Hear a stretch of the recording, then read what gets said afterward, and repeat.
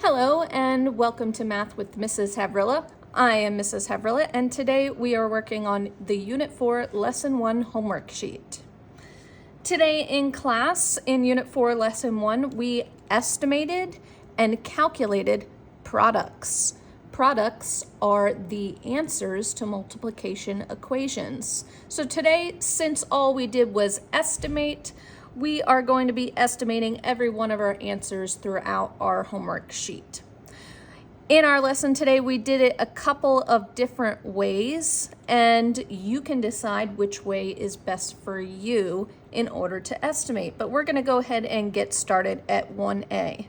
1A says, which estimate for the product of 62 times 41 is most reasonable? And you can see we have a couple of different answers here. So in order to create this estimate, I'm going to have to take this 62 times 41 and estimate both of those numbers. So I'm going to go ahead and write out the original equation right here, 62 times 41. And now I'm going to round both of my numbers into something that's easier to multiply. So I'm going to go ahead and round my 62 down to 60. And then I'm going to round my 41 down to 40. Once I've done that rounding, I can go ahead and use my rule of zeros and sort of cross out the zeros. I'll be using those zeros again at the end, but if I were to take those zeros away, it looks like the equation 6 times 4. Well, we should all hopefully know our times tables, and we should know that 6 times 4 is 24.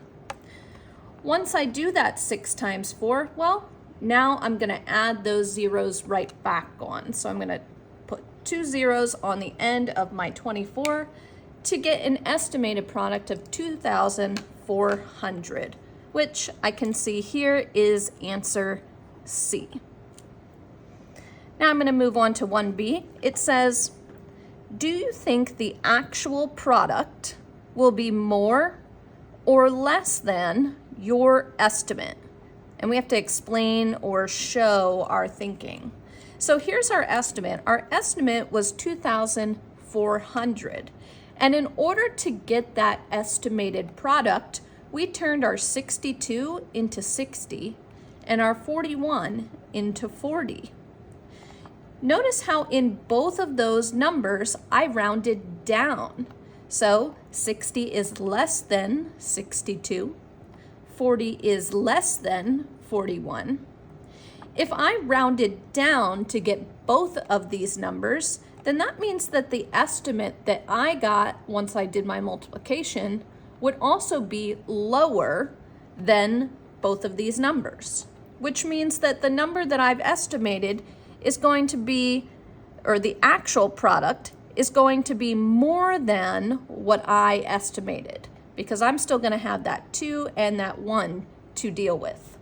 So I'm going to go ahead and write out that it will be more than, and I'm going to use the words from the sentence. I'm going to say the actual product will be more than my estimate.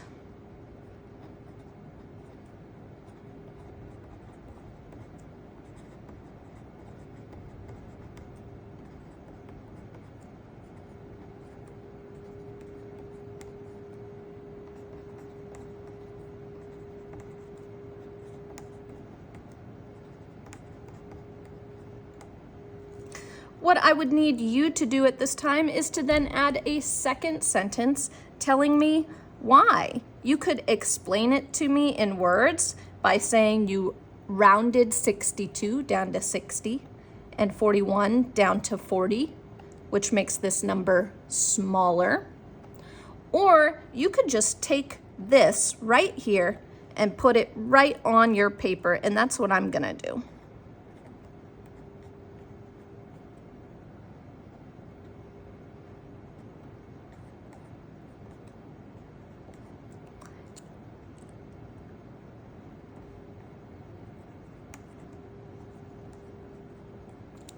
Whichever way is best for you to show your thinking.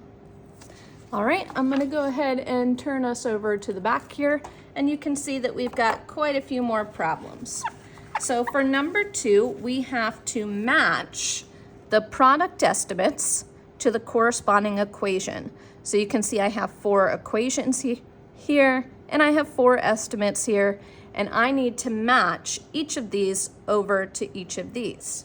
In order to do that, I'm going to need to estimate or round both of these equations, or both of the digits in all of these equations to solve. So I'm going to start with that 51 times 32. I'm going to use the same method I used before of just rounding these 2 digits. My 51, I'm going to round it down to 50. My 32, I'm going to round it down to 30. And then I can go ahead and use that rule of zeros where I'm ignoring these 2 zeros for now. It's as if these zeros are not even here. And it looks like the equation 5 times 3, which I know is 15. And then I can just add those 2 zeros back onto the end to get 1,500 as my answer. When I look over at my page, I can see I have 1,500 as a possible answer. So I'm going to connect those together like that.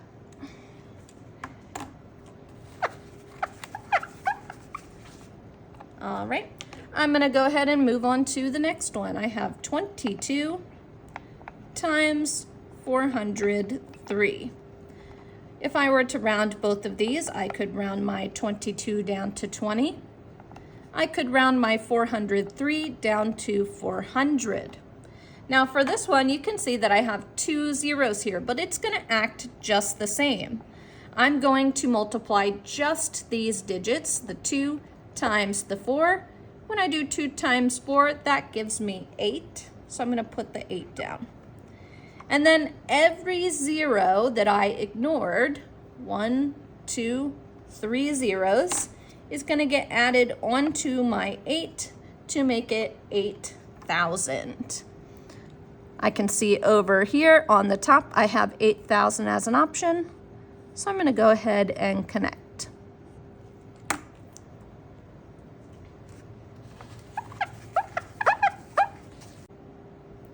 All right, next I have 9 times 283. So I'm going to go ahead and write 9 times 283 here.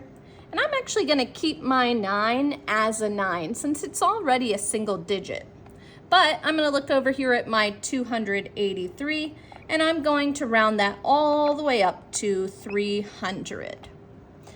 Once I do that, I'm going to follow that same rule of zeros where I'm multiplying the digits together and ignoring the zeros. So that looks like 9 times 3. 9 times 3 is 27. Once I get the 27, I'm going to add those 2 zeros onto the end to get 2,700. So here is that 2,700 on my paper, and I'm going to connect. Now, once you get to this point, you'll notice that there's only one number left on our paper to connect, 6,000, but we're just going to do it anyway, just to make sure that it does in fact match. So I'm going to write out the equation, 21 times 303, and then I'm going to round. My 21 becomes 20. My 303 becomes 300. Following that rule of zeros, I'm going to do 2 times 3, covering up those zeros, to get 6. And then I'm going to add 1, 2, 3 zeros onto the end to get 6,000 as my final answer.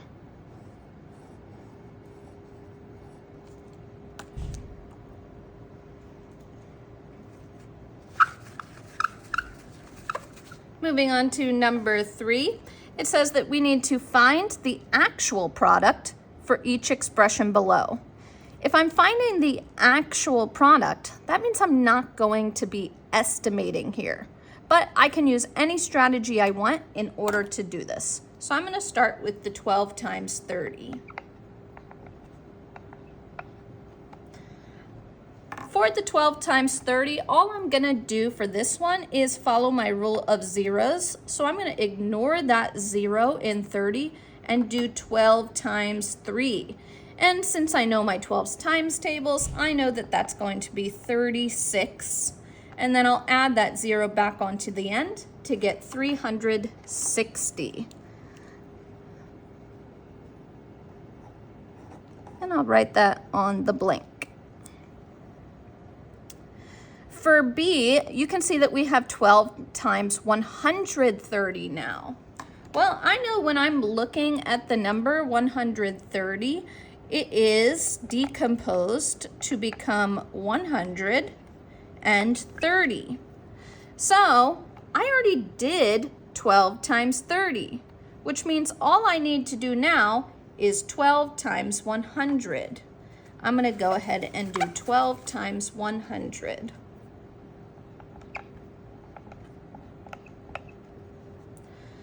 Following that rule of zeros, I can cover up those 2 zeros on 100 to get 12 times 1. And 12 times 1 is 12.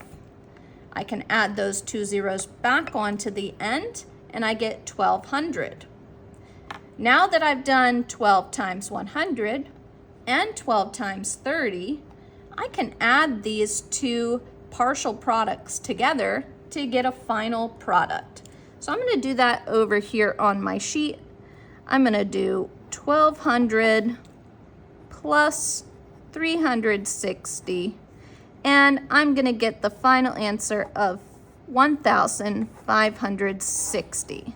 And I'll circle that, and I'll circle the one up top too, just so I know what my final answers are. That takes me down to the last one that we have here, which is 12 times 132. If I decompose the number 132, I'll do it right up here at the top, it becomes 100 plus 30 plus 2. Well, you can see that we already did 12 times 100 here, and we did 12 times 30 here. So that means all we have left is 12 times 2. 12 times 2 is going to give me 24. So now that I have all three of these partial products to make 132, I'm going to go ahead and add all three of them together to the side.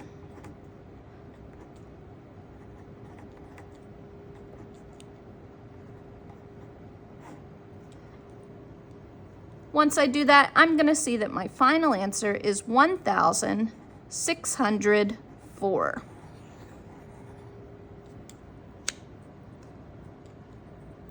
My last question, number 4, is a word problem. And for the word problem, it says, which arena configuration can seat the most number of people? And you can see that we have rows and we have seats. So what I'm going to be doing is I'm going to have to take my arena with 50 rows and 60 seats per row, and I'm going to have to multiply those two numbers to get a final answer. I'll have to do that for all 4 of these to figure out which one is going to give me the biggest number. So starting with 50 times 60, following that rule of zeros, 5 times 6 gives me 30. I'll add 2 zeros to get 3,000. And I'll fill that in off to the side so I know that this one is 3,000. Next, I'm going to do 30 times 70. And I can do 3 times 7 to get 21. And then I'm going to add those 2 zeros onto the end to get 2,100.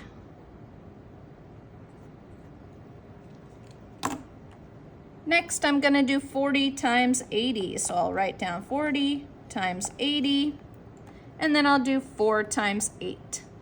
Well, 4 times 2 is 16, and 16 times 2 is 32. Then I'm going to add those 2 zeros onto the end to get 3,200. Right now, that is my highest number. Last one I have is 60 and 40. So I can do 6 times 4 to get 24, and then add these 2 zeros back onto the end to get 2,400. That means that my equation with the biggest answer is going to end up being my arena with 40 rows and 8 seats per row. So our answer here was C. I hope this was helpful for you, and please remember to check in tomorrow for help with tomorrow's homework.